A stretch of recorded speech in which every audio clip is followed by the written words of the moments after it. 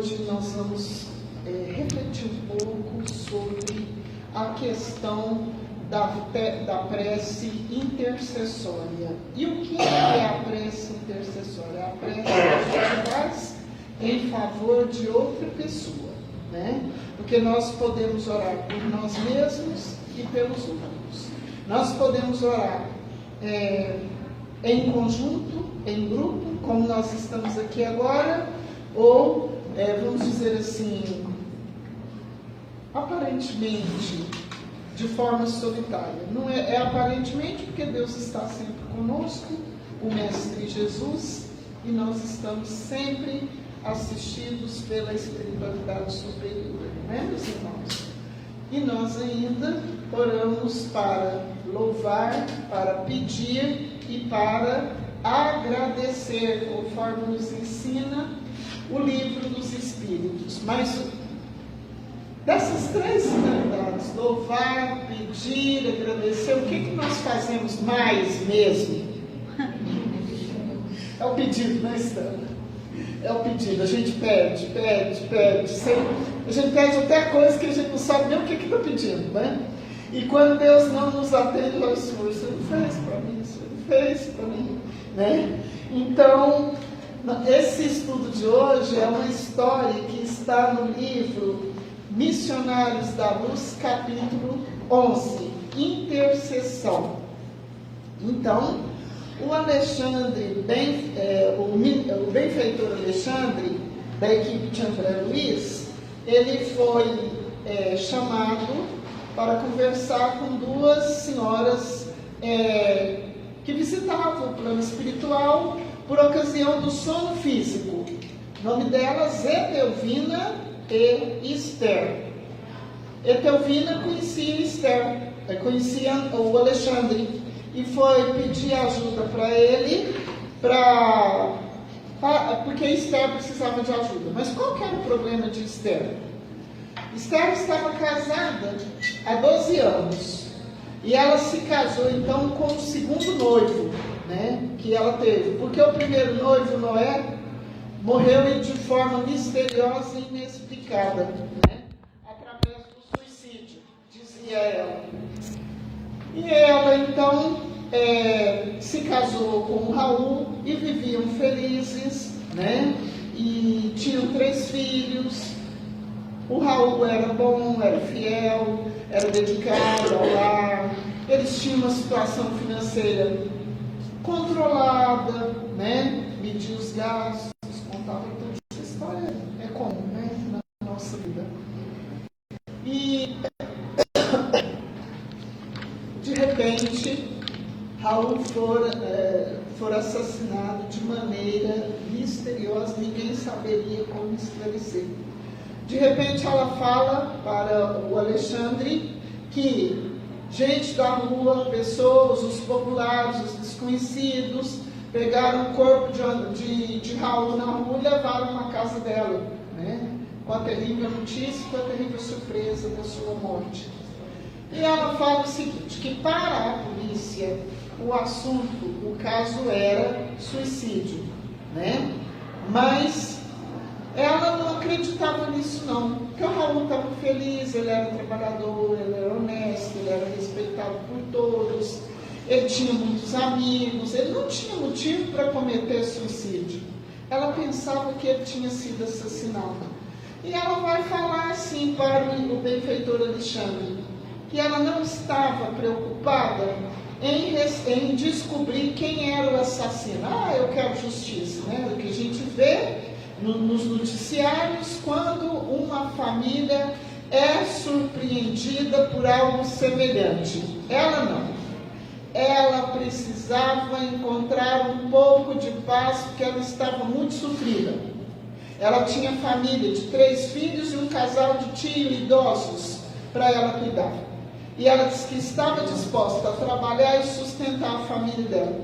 Mas antes, ela pediu para o benfeitor Alexandre se ele podia ajudá-la para que ela pudesse pelo menos sonhar com o marido, encontrar com ele por um minuto que fosse, saber notícias dele, né? Compreender o que tinha acontecido, para que esse fato, esse encontro, representasse para ela um conforto espiritual que desse a ela a força que ela precisava naquele momento para ela cuidar da família.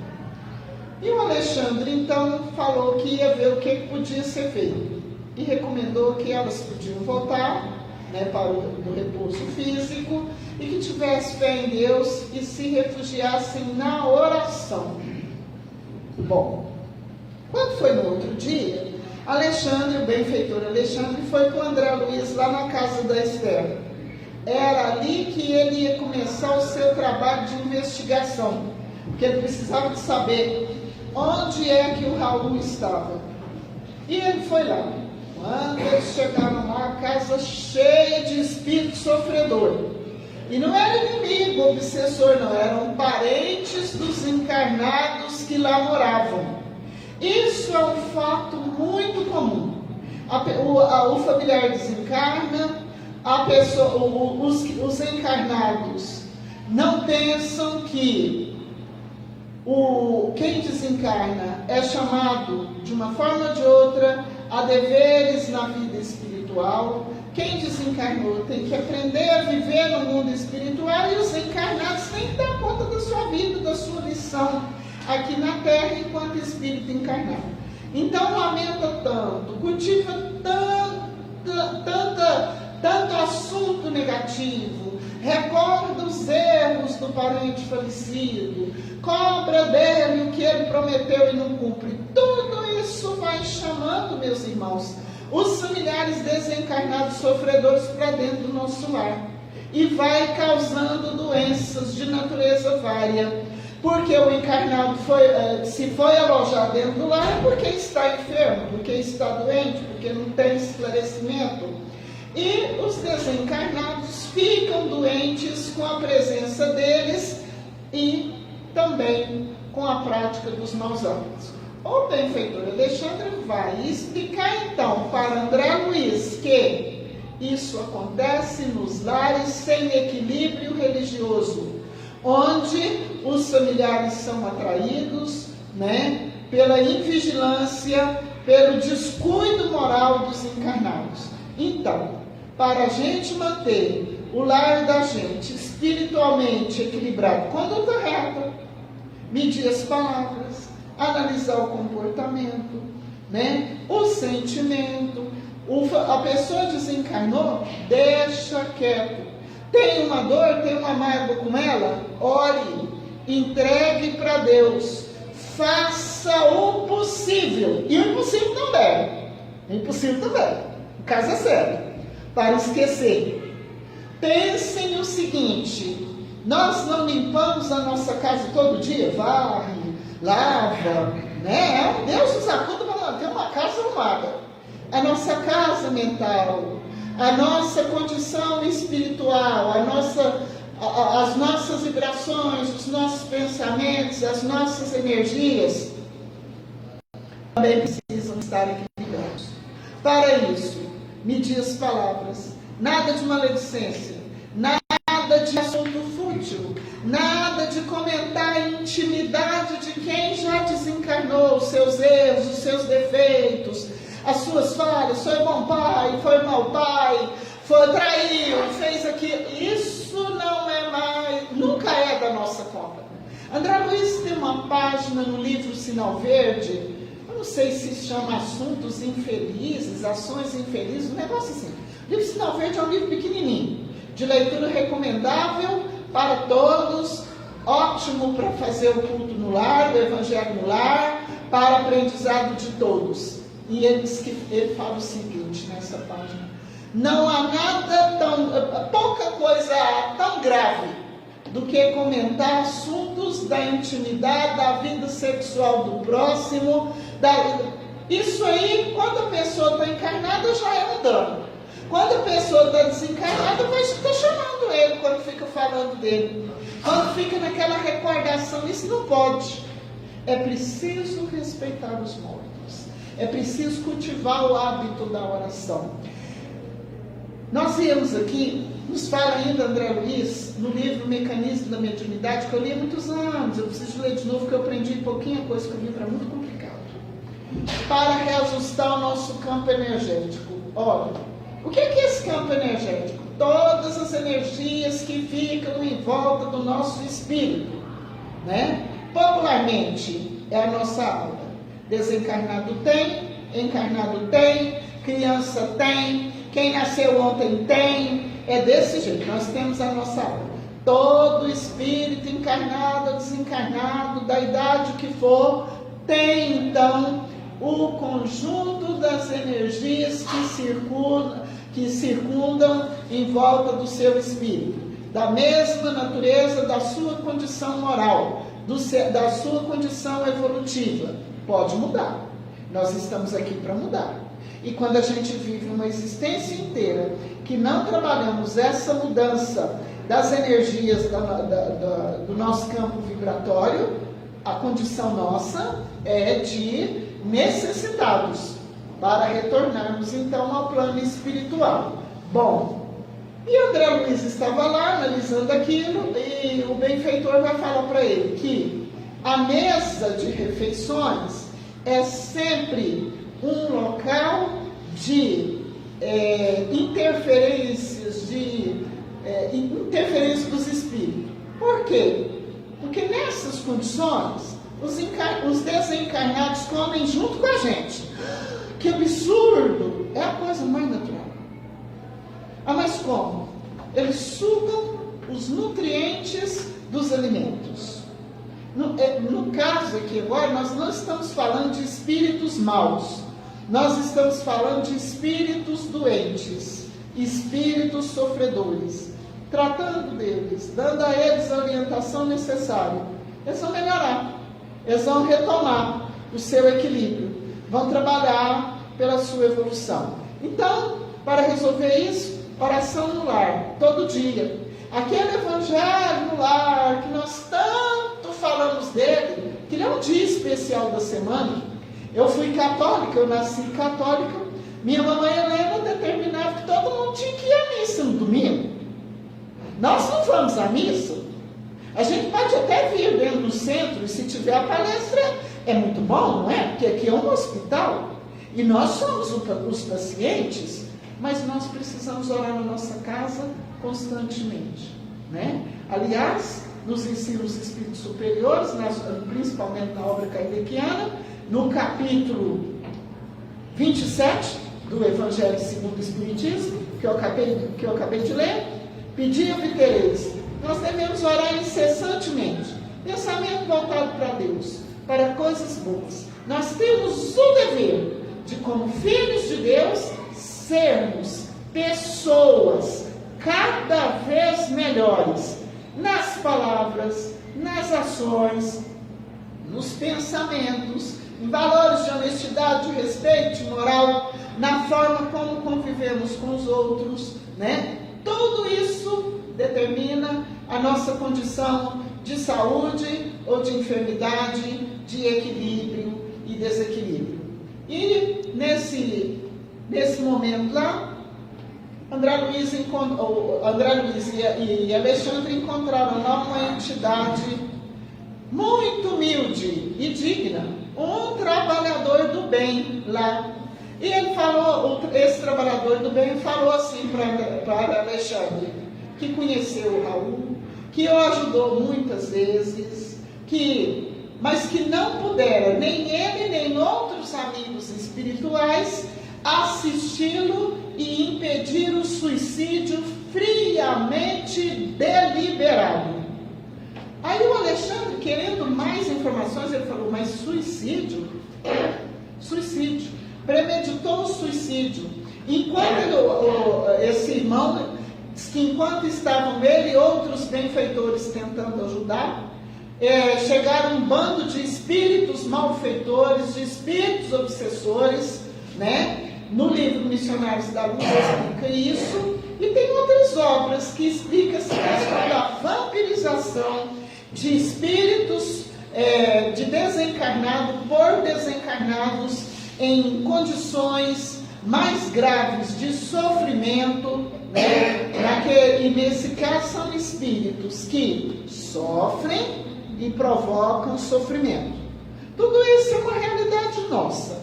Nós ainda temos no nosso caminho muitas questões desse tipo para resolver. E que o bando de espírito obsessor chegou lá e tiraram ele da poça de sangue onde ele estava mergulhado, o vampirizaram, abusaram dele e levaram ele. E o espírito vai terminar. E eles estão andando com ele por aí. Aí André Luiz perguntou para o Alexandre: escuta, mas e o vigilante desse sítio, dessa situação? Porque todo lugar tem os seus vigilantes. No bairro tem, na rua tem, né? Cada país tem. Nós não estamos sós, nós não estamos jogados. O vigilante não pôde ajudar? O Alexandre disse que não. Por quê? Quando a pessoa é assassinada, né, ela tem junto de si, ela tem consigo defesas magnéticas que a impede de assaltos dessa natureza, né? Quando é suicídio igual do Raul, que não teve interferência de nenhum espírito sofredor desencarnado, ele planejou durante muito tempo o suicídio, aí não teve jeito. Aí ele foi mesmo, né, ele se encontrava em poder desses espíritos sofredores. Prosseguindo esse trabalho, Alexandre vai encontrar o suicida Raul nas imediações de um grande matadouro, de um frigorífico. Ah, mas o que ele estava fazendo lá? Eu não sei falar agora no livro, porque eu não preciso, por isso que eu não vou falar. Eu aprendi isso nas obras de André Luiz. Nesses ambientes de frigorífico, de matadouro, fica cheio de espírito sofredor que suga os nutrientes, a vitalidade do sangue dos animais. São espíritos vampirizadores. E suga a vitalidade também de outros espíritos. O negócio é feio, muito triste, né? Muito grave, né? E isso aí tem uma série de coisas para a gente aprender que nem faz parte aqui da nossa lição agora. E Raul foi conduzido numa condição lamentável, muito triste, para um posto-socorro da espiritualidade. E precisou de muito tratamento, de muita ajuda para compreender o seu estado de suicida desencarnado. E ficou em gritos, em pranto. E o Alexandre falou para ele, para o André Luiz: podemos ir? Nosso irmão agora está numa crise de consciência. Daqui umas 70 horas isso passa. Aí ele voltou lá e foi conversar com ele. Falou: olha, nós estamos te ajudando aqui graças às orações que você recebeu da sua esposa. Uma mulher amorosa, uma mulher honrada, uma mulher bondosa. E graças a ela nós estamos aqui para te ajudar. Ela está numa condição de muito sofrimento e pediu para visitá-lo, ainda que seja por um momento, para ela adquirir as forças que ela precisa, para ela dar conta da família numerosa e sozinha. Aí ele, muito triste, ele falou: não, mas eu não estou em condição de recebê-la. Minha tristeza aumentaria o sofrimento dela, o meu sofrimento. E Alexandre prometeu que ia ajudar. Agora eu vou voltar um pouquinho, que já perdi um pouco a atenção. A história do Raul.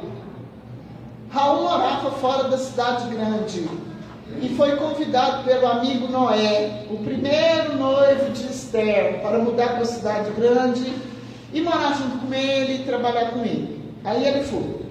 Assim que ele chegou, né, meu amigo chegou de outra cidade e tal, o Noé apresentou a ele a noiva Esther. Ah, meu Deus, aí começou o problema.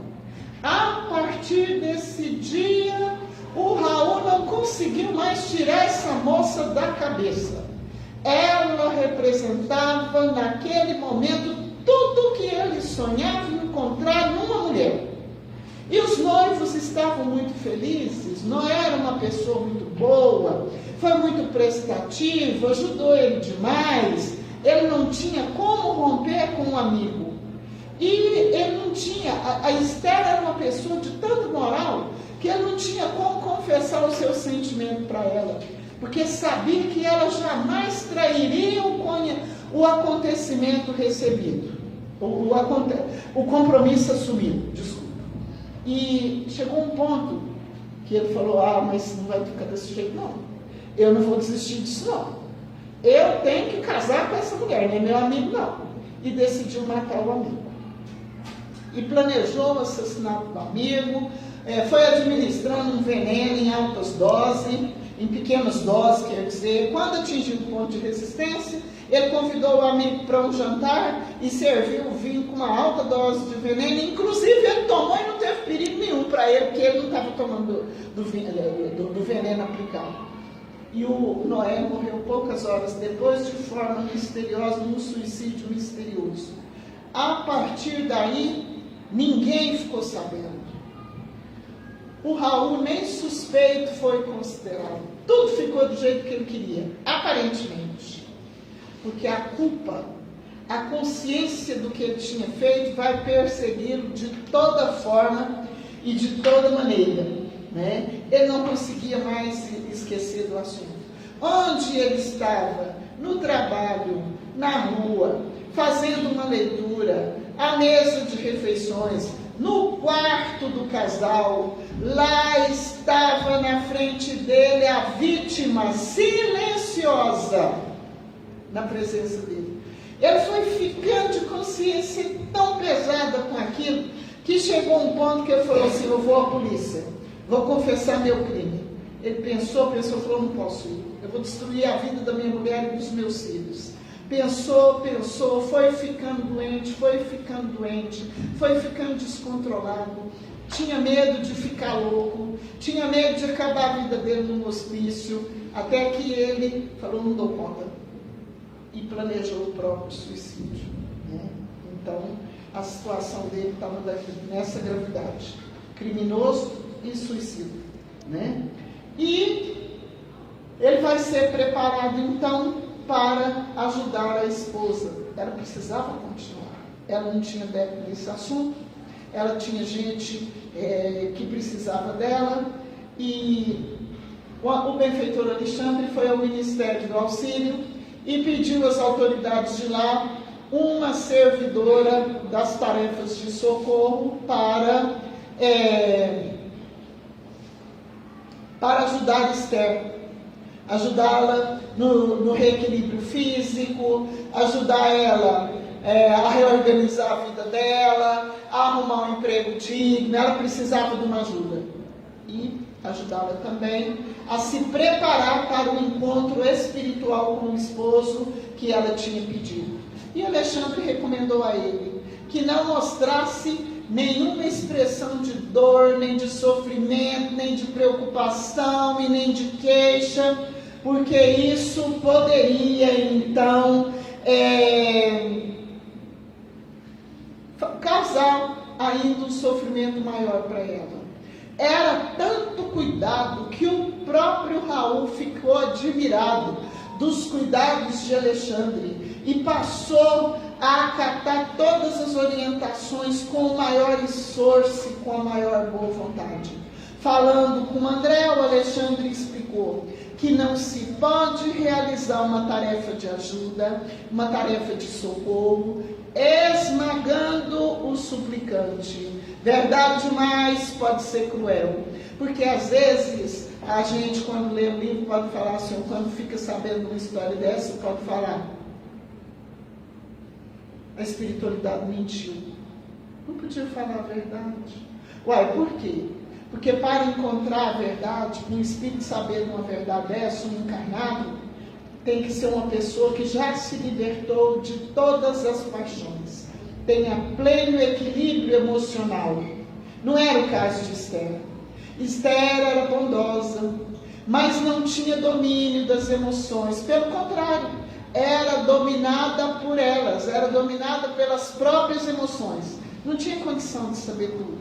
E Romualdo, então, Foi a servidora, a trabalhadora que o Ministério do Auxílio indicou para atender a solicitação de Alexandre. Foi lá para a casa de Esther, ajudá-la. Ajudar ela a vencer o pessimismo dos velhos, a descrença dos velhos. Os velhos duvidavam de outra vida.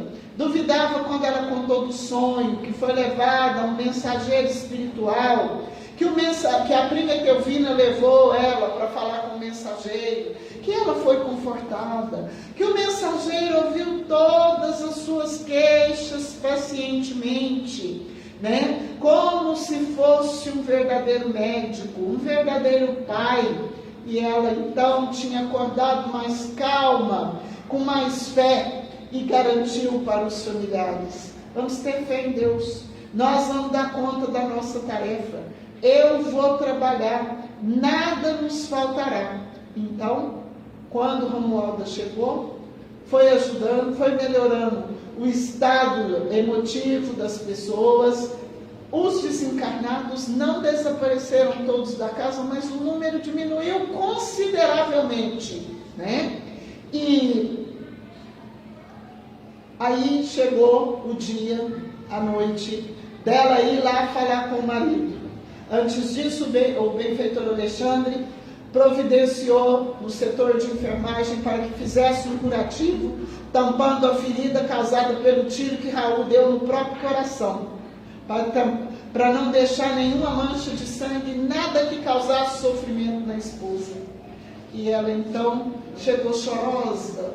Raul tinha os olhos cheios de lágrimas, mas as lágrimas nem chegavam a cair. E Alexandre acompanhando a conversa de olho firme em Raul. Eu acabei de ler um livro que o Dr. Bezerra, um livro do Manuel Filomeno de Miranda, Grilhões e Partidos, para ajudar os desencarnados, né, a resolver os problemas desse livro.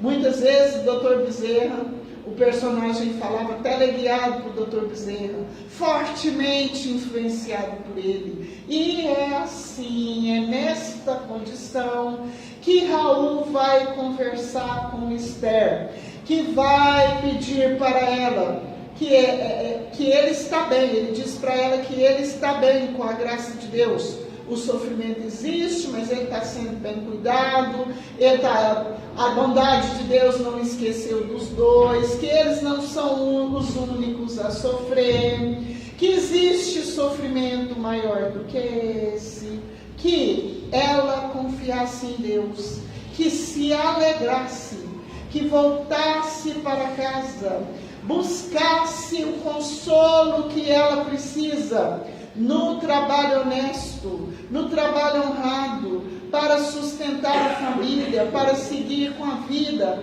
e ela daria conta de tudo. A bondade de Deus não lhe faltaria, e que a separação dos dois seria temporária, que ele nunca esqueceria o amor que ele tem por ela.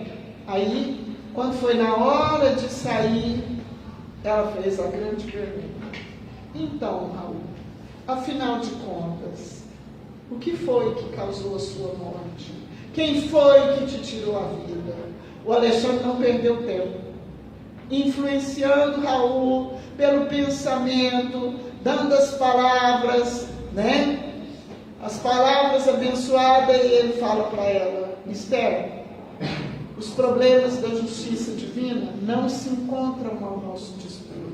Deixa esse assunto nas mãos de Deus. Volta para casa e cuida dos nossos filhos. E Alexandre, então, depois desse assunto, já tinha tratado de tudo, recomendou a ela a necessidade das despedidas. E ela voltou para casa. E André Luiz pediu a Alexandre para acompanhar a servidora do Ministério do Auxílio, a Romualda, no trabalho de socorro a Esther. E foi permitido. E ele chegou lá no último dia, e Romualda já havia tomado todas as providências, feito tudo o que podia. Alguém bate na porta, e era uma rica dama da sociedade que foi lá oferecer emprego para Esther, na sua oficina de costura. Então, o trabalho de oração, quando a gente faz oração para a gente mesmo, a gente ganha forças para a gente cumprir os deveres que nos competem. Quando a gente ora pelos outros, a gente recebe oração na mesma proporção que a gente precisa e que a gente doa. O que representa então a regra de ouro do Evangelho de Jesus, que nós devemos fazer para os outros tudo aquilo que nós gostaríamos que os outros fizessem por nós. O que a gente não quer, a gente não faz, nem para a gente e nem para os outros. A oração, ela é de recurso infinito, porque Deus tem caminhos que a gente desconhece para nos socorrer. Nenhum dos filhos de Deus ficam sem socorro. Não existe uma oração que a gente fala, eu orei e não valeu nada. É porque não aprendeu a ver, não aprendeu a olhar. Porque o pai socorre os filhos de acordo com a condição que cada filho tem de receber o que pede, e não de acordo com o nosso desejo, muitas vezes imaturo. E quantas vezes na nossa vida a gente fala, nossa, eu orei tanto por isso, se tivesse dado certo eu teria encontrado muito sofrimento, né? A vida tem dessas coisas. E para os suicidas, para quem vive em luta com o suicídio, tudo, menos o suicídio, trabalho no bem, caridade, vai fazer qualquer coisa, pede socorro. É preciso vencer a prova, é preciso vencer a dificuldade. Como num estudo igual ao nosso, muitos desencarnados são trazidos, né? Muitos desencarnados são trazidos. Tenhamos a certeza de que o Pai Celestial conhece as dores de cada um de nós, vela por nós e nos cerca sempre de infinitas possibilidades de recuperação e de refazimento dos nossos caminhos e dos nossos destinos. Nós não podemos esquecer que pela oração nós nos ligamos a Deus em nosso favor, em favor da nossa família, em favor do nosso planeta, em favor do nosso país, em favor de todos aqueles que a vida maior colocou junto de nós.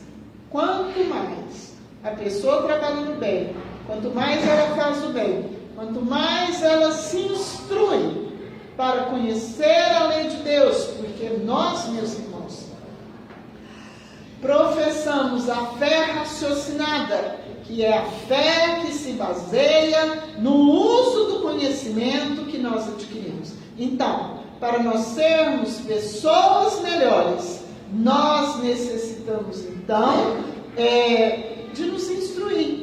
O conhecimento do Evangelho de Jesus, o conhecimento da codificação kardeciana, o livro dos Espíritos é feito de pergunta e resposta, né? Para que nós possamos, então, encontrar na doutrina espírita, que é o Consolador prometido por Jesus, todas as respostas de que nós necessitamos. Eu quero recomendar aqui para os irmãos também a leitura do livro O Céu e o Inferno, de Allan Kardec. Quem tiver dificuldade, leia a primeira e a segunda parte, para depois ler a primeira, onde está lá o depoimento de espíritos nas diversas condições evolutivas, para a gente entender o que é a vida do espírito, que relação tem a nossa vida espiritual com a vida que a gente vive aqui na Terra.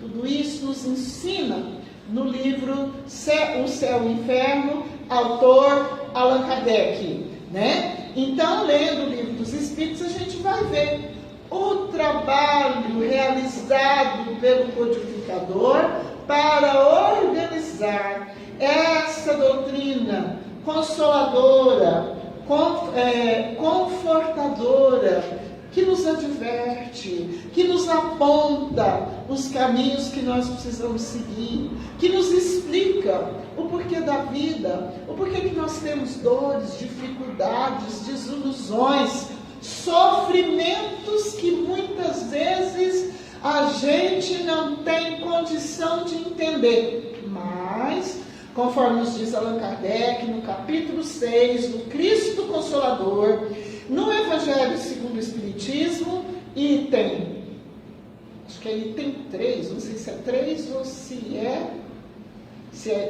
o item 2 ou se é no 4. O Evangelho, o conhecimento do Espiritismo nos faz compreender de onde viemos, para onde vamos, por que está na terra, por que estamos na terra, por que nós estamos sofrendo. Esse conhecimento nos faz entender que nenhum sofrimento é eterno, não existe problema sem solução, dentro do que nos ensina a lei divina, dentro do que nos orienta o Evangelho de Jesus, né? Nos mostrando que às vezes a solução que a gente quer para aquele momento não é possível.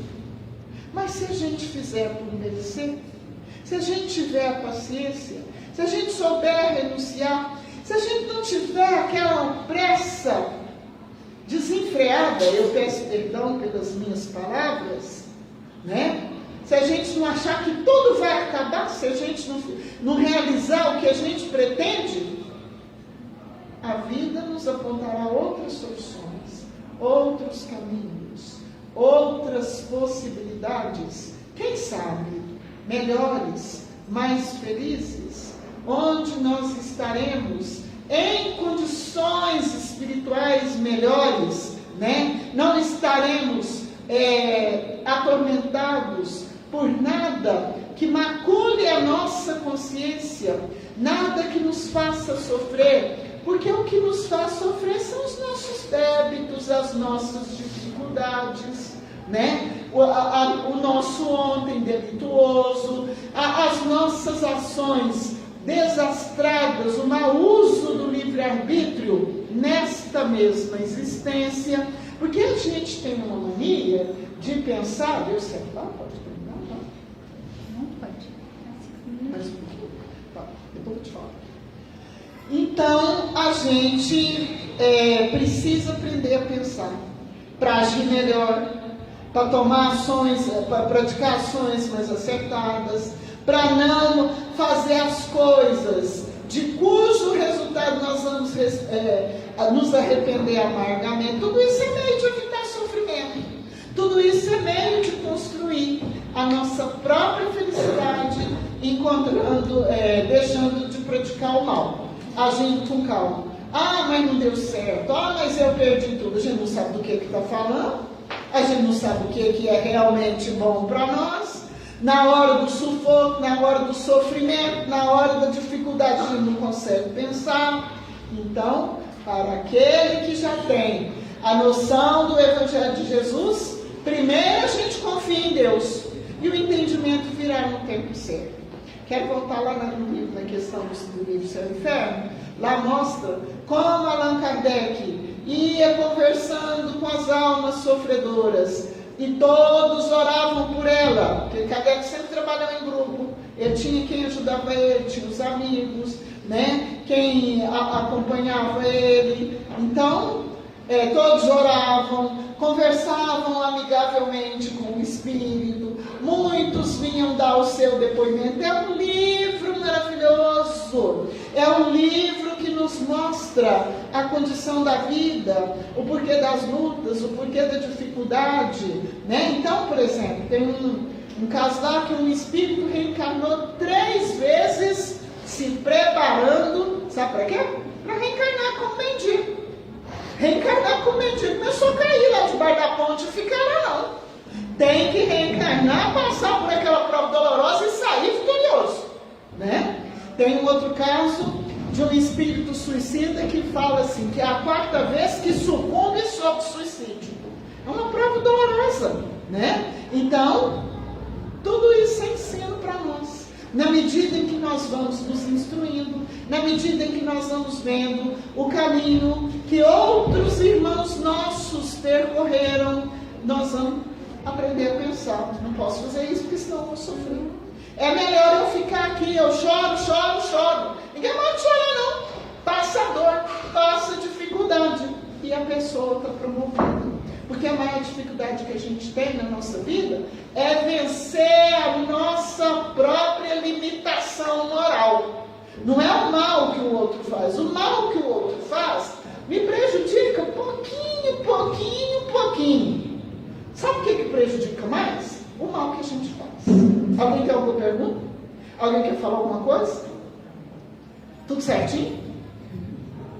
Tudo entendido? Tudo compreendido? Que beleza! Que Jesus nos abençoe. Agradeço a Deus, agradeço a Jesus, agradeço os mentores dessa casa, agradeço os meus protetores. Muito obrigada a todos.